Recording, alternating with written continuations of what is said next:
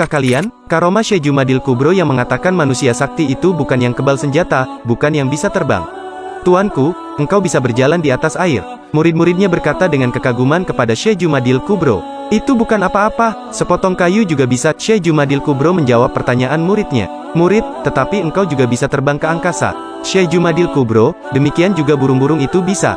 Murid, engkau juga bisa bepergian ke Ka'bah dalam sedetik. Syekh Jumadil Kubro, setiap jin yang kuat pun akan mampu pergi dari India ke Demavan dalam sedetik. Murid, engkau juga kebal senjata dan kebal api. Syekh Jumadil Kubro, batu karang di pantai pun bisa kebal seperti itu. Kalau begitu, apa kehebatan seorang manusia sakti yang sebenarnya? Murid-muridnya ingin tahu. Syekh Jumadil Kubro tersenyum lalu beliau menjawab, manusia sakti ialah mereka yang bisa menjaga hatinya agar tidak berpaling kepada sesuatu pun selain Allah. Hatinya selalu zikrullah dalam keadaan apapun, sehingga bisa bersabar ketika diuji dan bisa bersyukur ketika diberi rezeki. Dengan zikirnya maka rasanya rata datar seperti air sehingga tidak senang ketika dipuji dan tidak sakit hati ketika dihina. Dengan zikrullah maka ia bisa terbang hijrah dari kegelapan perbuatan dosa ke jalan ketakwaan penuh cahaya. Dan kebal dari segala godaan setan.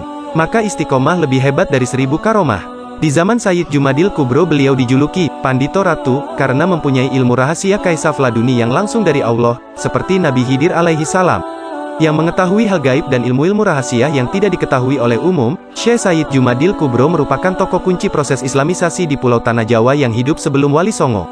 Beliau seorang kutubul alimin wali mursyid agung sultan aulia terbesar di zamannya. Penyebar Islam pertama yang mampu menembus dinding kebesaran kerajaan Majapahit. Syekh Sayyid Jumadil Kubro adalah cucu ke-18 Rasulullah Muhammad Shallallahu Alaihi Wasallam dari garis Sayyidah Fatimah Az-Zahra. Semoga ada hikmahnya dengan cerita ini, dan menjadikan kita semuanya istiqomah di jalan yang diridai Allah Subhanahu wa Ta'ala. Amin amin amin ya rabbal alamin.